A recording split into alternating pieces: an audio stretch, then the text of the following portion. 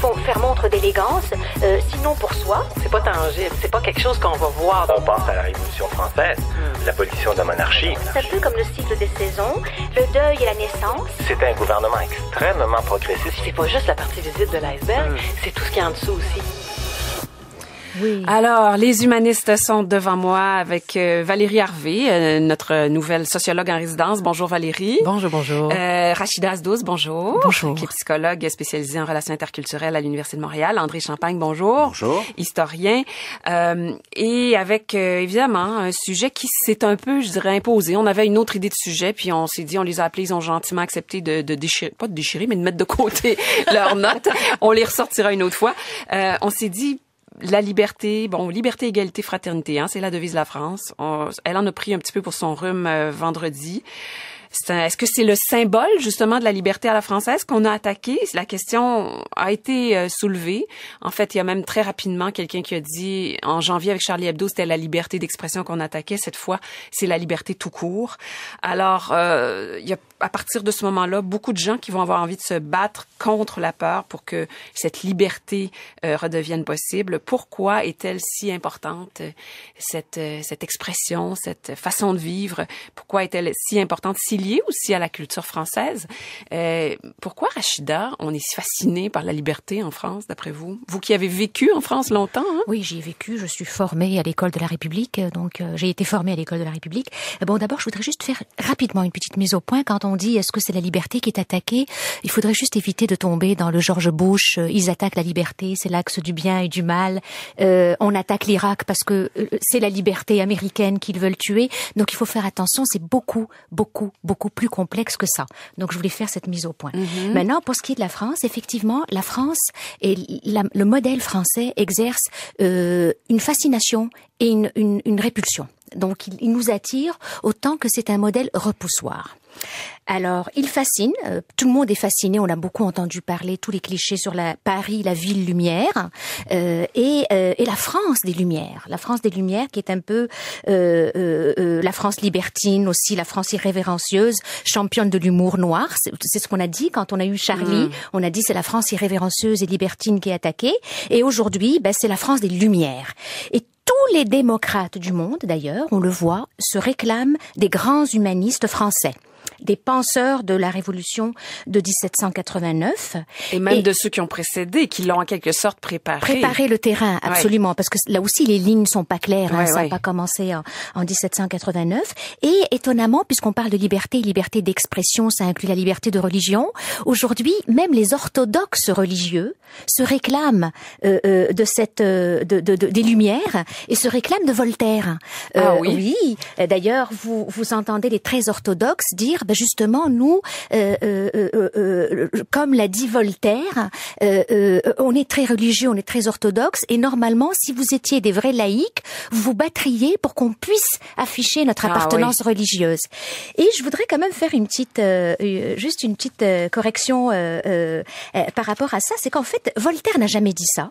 Il l'a pas dit comme ça. Il l'a pas dit comme ça. Voltaire n'a pas dit « Je ne suis pas d'accord avec ce que vous dites, mais je me battrai jusqu'à la mort pour que vous ayez le droit de le dire. » D'où vient la confusion? En fait, on appelle ça un apocryphe. Donc une citation dont l'authenticité n'a pas été établie. C'est que dans une discussion, enfin une correspondance avec l'abbé Lariche, Voltaire a dit « Monsieur l'abbé, je déteste ce que vous écrivez, mais je donnerai ma vie pour que vous puissiez continuer à écrire. » Ça ressemble un peu à ça. Ça ressemble un peu. Et il a été cité dans un livre par l'anglaise Beatrice Hall, et qui a mis des guillemets. Et donc c'est elle qui en a fait la formule. Absolument. Qui est une espèce d'interprétation de ce que Voltaire avait dit, mais en mettant des guillemets comme s'il l'avait dit mot à mot. Tout à fait. Ah, d'accord. Et dernière fascination pour la France et le modèle français, et je reviendrai plus tard après que mes camarades aient pris la parole sur la répulsion, sur la France mannequin repoussoir. On est fasciné aussi par des figures emblématiques de la supposée force intégratrice, mais ce serait plutôt la force assimilatrice du modèle français et de la République.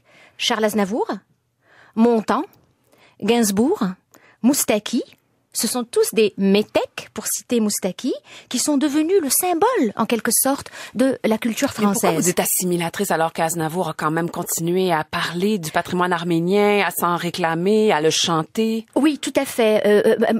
Il a revendiqué et il revendique son appartenance, comme Gainsbourg n'a jamais nié sa judaïté, comme Moustaki n'a jamais nié qu'il était grec, né en Égypte, etc. Oui, parce que... Mais il reste quand même que dans la façon dont ils ont porté la chanson française, ils l'ont portée dans un français châtié, alors que l'autre génération, la génération des humoristes comme Jamel Debbouze, par exemple, ou Gad Elmaleh, ou encore Omar Sy, du film Intouchable, eux, on est plus dans la force intégratrice du modèle, parce que eux sont dans le métissage. Eux, ils sont en même temps, Jamel Debbouze fait de l'humour avec un français réinventé. Jamel Debbouze départ là, il est où le manio, pareil pour Gad Elmaleh, pareil pour Omar Sy. Donc eux, ils sont maghrébins de France, sénégalais, intégrés mais pas assimilés qu'une autre génération. Donc ils ont une double identité. D'accord. Alors que Charles Aznavour, on l'entend français. On l'entend français montant aussi. D'accord.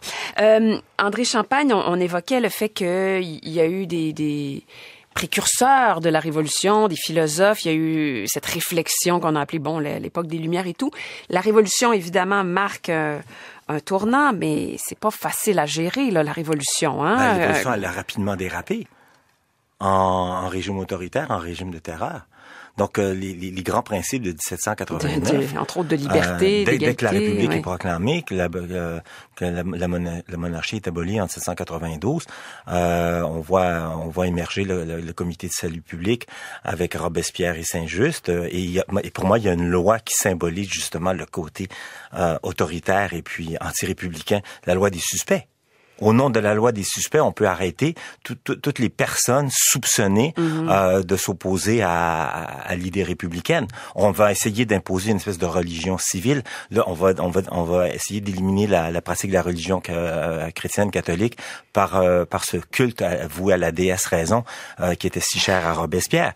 Et pour moi, le côté intolérant et anti-liberté de Robespierre, c'est le traitement infligé à Olympe de Gouges, qui a eu le courage, cette femme de théâtre, écrivaine de théâtre, actrice, qui a eu le courage d'écrire la Déclaration des droits de la femme et de la citoyenne, et qui a automatiquement été entrée dans la catégorie des suspects, mais qui a eu vraiment l'audace, que je trouve remarquable, d'afficher dans Paris des placards invitant Robespierre à se jeter à se retirer du pouvoir et à se jeter dans la Seine, et à lui-même dit, si vous manquez de courage, je vais le faire avec vous. Le lendemain, elle est arrêtée, elle est jugée, condamnée à mort et guillotinée. Et elle a fait cette réflexion que moi je trouve géniale. Une femme a le droit de monter à l'échafaud. Elle doit avoir le droit de monter à la tribune. Oui. Et pour moi, Olympe de Gouges symbolise justement les avancées et les reculs de la liberté. Et quand on pense aux libertés françaises, attention, les libertés françaises, c'est une conquête qui s'est faite graduellement. C'est ça. Et c'est pas automatique à partir de 1789. Plus tard, pour revenir sur le traitement infligé aux femmes. Parce que moi, la question des femmes, pour moi, c'est prioritaire. Parce que j'ai toujours dit en classe, c'est la moitié de l'humanité. Donc, alors, on va y revenir parce qu'effectivement, conquête lente, étape par étape, dossier par dossier. Mais Valérie Harvey, entre-temps, c'est pourquoi la liberté, justement, au nom de la liberté, on fait la révolution, puis tout de suite après, c'est la terreur. Puis finalement, la première chose qu'on fait, c'est de brimer la liberté. Qu'est-ce qui rend l'exercice de la liberté si difficile en société? Ça, c'est une grosse question, puis peut-être qu'on pourra faire une table ronde là-dessus. Mais ce qui est en France, être libre, c'est aussi être libre de critiquer.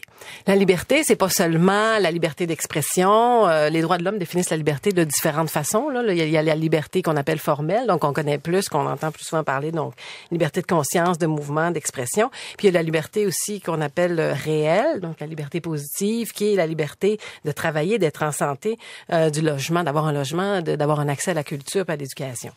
Mais en France, on a étendu ça. C'est encore plus large que ça. On veut la liberté dans la pensée. Tu parlais de la raison, hein.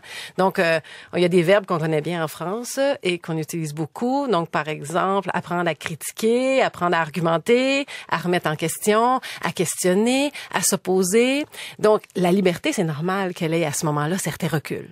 Qu'elle revienne, qu'elle reparte, parce que on essaie de former des citoyens à travers une éducation qui est libérale, donc les classiques. On essaie de pas te montrer à penser comme eux. Mais pas juste apprendre la connaissance, puis à savoir, puis avoir une certaine culture à propos de ces gens-là.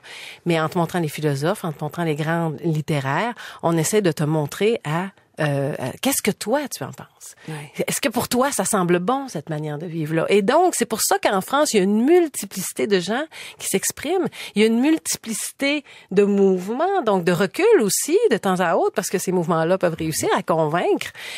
Donc, et ça, c'est très, très important en France dans l'éducation. Donc, cet équilibre-là, il est constamment à faire. Il doit être constamment sous surveillance, là. Si tout le monde a le droit de critiquer, il faut toujours veiller à ce que la liberté, à un moment donné, donne pas lieu souvent à des nouvelles poches de pensée qui commencent à être dangereuses. Mais c'est très lourd, la liberté, comme ça. C'est lourd. C'est très lourd. Ça fait très contradictoire. C'est lourd. Oui. Parce que l'homme est condamné à être libre, disait Sartre. Ça est condamné à être libre. Est-ce que c'est pour ça, Rachida, que vous vouliez nous parler de répulsion du modèle français? C'est trop lourd à porter, la liberté? Oui, c'est lourd, parce que c'est tout à fait juste que ce que dit Valérie, c'est que la liberté de critiquer, ça dépend comment on la prend. La liberté de critiquer, c'est-à-dire la liberté d'être contre l'autre, avec un argument qui est d'opposer à l'autre un argument, mais sans que cet autre-là devienne notre ennemi. Ce qui, en ce moment, est en train d'être de plus en plus difficile. Aujourd'hui, on fait moins la distinction. Si tu démolis mon argumentaire et ma rhétorique, tu es mon ennemi parce que tu me démolis dans ce que je suis. La répulsion, effectivement, parce que le modèle de la République, surtout dans le débat actuel sur le vivre ensemble. D'ailleurs, je lance un appel aux auditeurs, inventer une autre expression, s'il vous plaît, parce que le vivre ensemble, on en parle, mais on le fait pas. C'est devenu un gargarisme, un rince-bouche. De toute façon, vivre ensemble, c'est la définition d'une société. C'est ça. C'est vivre ensemble. C'est vivre ensemble. Donc, quand on dit c'est devenu, donc on s'en gargarise pour mieux le recracher. Alors, avis aux amateurs, s'il y a quelqu'un qui veut trouver une autre expression. Souvenez-vous, le journaliste, la face obscure du modèle français. Souvenez-vous de ce journaliste britannique de Fox News qui a dû s'excuser parce qu'il avait parlé de no-go zone. Ah oui, donc c'est aussi ça l'image qu'on a. Un reportage où il avait laissé comprendre qu'il y avait des zones de Paris où plus personne n'allait, qui étaient gardées par l'armée, ce qui est presque vrai ce matin à Saint-Denis, mais disons que c'est très circonstanciel. Là. Ça existe dans certains banlieues. Donc, dans le débat sur le vivre ensemble, la France, en même temps qu'elle exerce une fascination, c'est devenu le modèle repoussoir, le mannequin repoussoir, l'anti-modèle, l'épouvantail. Ne soyons pas comme les Français, ne poussons pas la liberté d'expression jusqu'à insulter les autres comme le font les Français, ne poussons pas l'humour noir jusqu'à heurter des gens dans leur sensibilité, dans ce qu'ils ont, dans leur référent identitaire principal. Regardez la laïcité française, ici, d'un point de vue nord-américain, ce qu'on entend, c'est la laïcité française est anticléricale, il faudrait inventer une laïcité interculturelle ouverte. On rend même la laïcité française responsable des dérives communautaristes, alors que c'est pas la laïcité française qui est responsable, c'est l'échec du modèle d'intégration et de l'intégration. Ouais. Ce n'est même pas l'échec d'un modèle, c'est l'absence d'un modèle. On n'a jamais eu de politique d'intégration en France, puisqu'on recevait des gens pour qu'ils repartent chez eux. Et ça, c'est une chose, André, dans la liste de toutes ces libertés qu'on a conquises graduellement. Effectivement, une réflexion sur l'intégration, là, ça rentre pas. On voit pas à quel moment ça s'est opéré. Par contre, ce qu'on voit dans l'histoire, c'est comment cette fameuse laïcité-là s'est conquise. Comment ça a fonctionné, là, les débuts de la laïcité en France. Bon, ce qu'il faut voir, c'est que la problématique sur la laïcité en France est liée au fait que jusqu'à la Révolution française, il y avait une espèce de sainte alliance entre l'Église catholique française et la monarchie française et la noblesse française. La France était la fille de l'Église. Mais la fille de l'Église, oui. Et étant donné ce qui est arrivé en 1789, étant donné que le clergé a été avec l'aristocratie vraiment une des grandes victimes de la Révolution, bon, je veux pas débattre sur le mérite de la chose, ça c'est une autre question. Mais toujours est-il que, bon, la période révolutionnaire prend fin en 1815 avec la chute de Napoléon, la Restauration, et là, l'Église revient en force. Et l'Église française, l'Église catholique française au 19e siècle est on ne peut plus réactionnaire. Et elle est tellement réactionnaire que quand triomphe vraiment la République suite à la guerre de 1870 et qu'est instaurée la Troisième République, il y a une volonté de la classe politique de régler ses comptes avec l'Église et vraiment de mettre un terme au contrôle que l'Église exerçait sur l'enseignement, parce que en contrôlant l'enseignement, on contrôlait la formation des esprits. Donc, il y a eu les lois sur la laïcité de l'enseignement. Il y a eu l'école obligatoire. En quelle année la laïcité de l'enseignement? Je vais vous faire l'énumération. Alors, écoutez, 16 juin, la loi du 16 juin 1881, la scolarisation primaire devient obligatoire pour tous les enfants de 6 à 13 ans. La loi du 28 mars 1882 supprime des programmes l'enseignement religieux et le remplace par l'instruction morale et civique. En 1882. C'est tôt quand même, là. Et je continue. Avant que celle du 30 octobre 1886 vienne confirmer l'intention du gouvernement d'installer dans toutes les écoles publiques des enseignants laïcs. Et ça, c'est complété par la loi de 1905 qui officialise la séparation de l'Église et de l'État. Mais ce qu'il faut voir, c'est que la laïcité s'inscrit contre cette tradition d'alliance entre le pouvoir monarchique, le pouvoir aristocratique et l'Église catholique. Donc, il y a comme une espèce d'idée républicaine de laïcité, mais liée à tout ce contentieux historique entre la société française et les classes dirigeantes à coquiner avec l'Église catholique. L'anticléricalisme. On a eu à peu près sensiblement la même problématique au Québec. Pourquoi? Parce qu'on a accueilli des congrégations religieuses, des prêtres qui avaient été chassés par la loi de séparation de l'Église et de l'État. Donc, au début du 20e siècle, nous, on a hérité de tous ces prêtres frustrés. Ils ont été bien pendant 60 ans. Exactement. Et ils sont allés peupler les collèges classiques et c'est eux qui ont enseigné dans les collèges classiques, donc qui ont formé une partie de l'élite canadienne française. Donc, j'avais jamais vu ce lien-là à partir de 1905. Il y en a tout à fait. Il y en a un qui tout à fait, oui. Ils sont allés en Afrique aussi, en Afrique francophone. Beaucoup d'Africains qui sont des produits de l'école de la République. Et regardez, je termine avec ça, là. Suite aux rébellions de 1837-38, l'Angleterre autorise le retour des congrégations qui avaient été chassées par la conquête de 1760, sachant très bien que ces congrégations-là vont prêcher vraiment l'ordre établi et puis la collaboration avec les classes dirigeantes. C'est intéressant qu'on parle d'éducation parce que Valérie, quand on parle de liberté, de devoir appliquer, vivre en liberté, entre autres, je pense que vous voulez beaucoup insister sur la notion de savoir faire des choix. Et pour ça, l'éducation, c'est évidemment la pierre d'angle. Oui, comme on l'a dit tantôt, l'éducation tente de former des citoyens, donc des gens qui vont être aptes à penser et non pas à avoir juste des connaissances pour s'appliquer dans un domaine précis. Ça t'apporte donc, en tant qu'adulte, si tu es libre, en tant qu'adulte, t'es complètement libre parce que t'es libéré de l'emprise de tes parents, puis t'es apte, t'es majeur. Ça te donne une énorme pression. Une responsabilité. Ça te donne une responsabilité.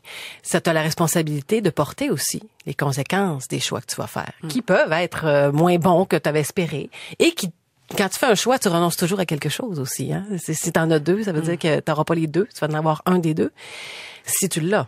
Et ça, pour l'être humain, c'est très, très, très angoissant.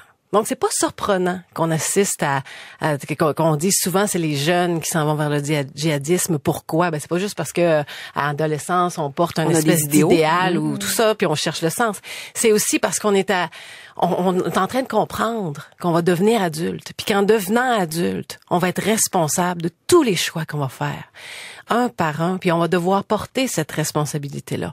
Et c'est extrêmement effrayant, c'est angoissant pour plusieurs personnes, même dans nos sociétés, on cherche plein de façons de s'évader de ces choix-là. On va s'en aller vers le consumérisme, la consommation à outrance, c'est moins dramatique, on s'entend, que de se faire sauter en plein Paris. Mais c'est très rassurant d'avoir une communauté qui va te dire quoi faire et que tu sais que c'est eux qui sont responsables de tout le sens de ta vie, de tout le sens de tes actes aussi. Ouais, sur le plan psychologique, Rachida, trouvez-vous que ça... Oui, je trouve ça important parce que Valérie, tu soulèves toute la responsabilité individuelle, mais aussi les limites de la démarche individuelle. Mais il y a aussi la responsabilité collective. Et justement, pour répondre à ce groupe qui va vous attirer avec des vérités toutes faites, il faut que l'autre groupe, la communauté, offre une contre-proposition. Et c'est pour ça que, pour revenir au modèle français, la liberté c'est important, mais la liberté sans égalité ne peut pas engendrer la fraternité. Et c'est ça actuellement qu'on est en train de vivre. Alors, le mot fraternité, ça me rappelle le Abdelnour Bidar, que vous avez reçu la semaine dernière. Son livre le plus récent. Absolument. Puis c'est les trois, c'est liberté, égalité, fraternité. Et la liberté seule ne peut pas engendrer la fraternité si l'égalité n'est pas aussi de la partie. Alors, question, est-ce que le mot fraternité que lui propose pourrait remplacer le fameux mot vivre ensemble que vous êtes plus capable d'entendre, Rachida? Quelle bonne idée, Catherine. Je sais pas. Proposition. Oui. André, on achève. Alors, l'impératif, c'est de donner des chances de promotion sociale à tous, exactement. Et ce n'est pas le cas. Parce que moi, je suis convaincu que si les jeunes Maghrébins français avaient la chance de s'accomplir dans de cette société-là, s'ils avaient l'égalité des chances pour les carrières, pour le travail, ça tuerait le radicalisme. Donc, juste pour terminer, si le contraire de la liberté, c'est l'esclavage. Je trouve que les mots je sais pas si vous avez lu le journaliste Antoine Léris, sa femme est décédée dans un des attentats, ils ont un petit enfant de 17 mois. Il dit: je sais qu'elle nous accompagnera chaque jour et que nous nous retrouverons dans ce paradis des âmes libres auquel vous n'aurez jamais accès. Nous sommes deux, mon fils et moi, mais nous sommes plus forts que toutes les armées du monde. Nous allons jouer comme tous les jours et toute sa vie, ce petit garçon vous fera l'affront d'être libre et heureux. Car non, vous n'aurez pas sa haine non plus. Et lui dit ça en parlant aux terroristes. Voilà. C'est un très, très beau mot de la fin. Merci beaucoup, Valérie Harvey, qui est sociologue, Rachida Azdouz, psychologue à l'Université de Montréal, et André Champagne, historien de la liberté. On se retrouve tout de suite après les informations. Beaucoup de choses encore en deuxième heure. Restez avec nous.